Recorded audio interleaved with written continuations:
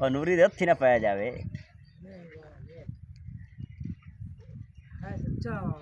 ਹੁੰਦਾ ਵੀ ਤੇਰੇ ਲਈ ਦੂਰ ਦੂਰ ਹਟ ਜਾ ਅੱਗੂ ਪੈ ਜ ਸਹੀ। ਨਹੀਂ ਬੰਦਾ ਹੈ ਚਾਲ ਅੱਗੂ ਦੀ ਹੋਣਾ ਖਾ ਕਿਉਂ ਤੁਮਣ ਵਾਲੀ ਨਹੀਂ ਬਾਉ ਅਗਲੀ ਨਹੀਂ ਕੀ ਅਗਲੀ ਅਤਕਾਰੀ ਚਾਲ ਮੈਂ ਨਾ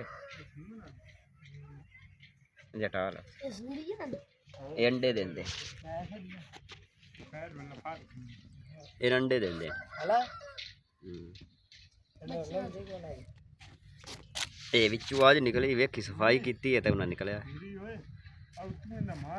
ਨਾ ਇਹ ਲਾਂਦਾ ਪਿਆ ਪੂਰਾ ਓਏ ਪੁਰਾਣਾ ਜਿਹੜਾ ਨਾ ਅਗਲਾ ਜੇ ਅੱਜ ਵੀ ਸਾਡਾ ਵੀ ਨਹੀਂ ਲਾਂਦਾ ਮਾਸ ਉਹ ਵੇਖੀ ਸਿਰ ਕੱਢਿਆ ਗਾਲ ਕਰ ਤੇ ਚੁੱਲ ਰਿਹਾ ਤੇ ਨਹੀਂ ਪਿਆ ਵੇਖੀ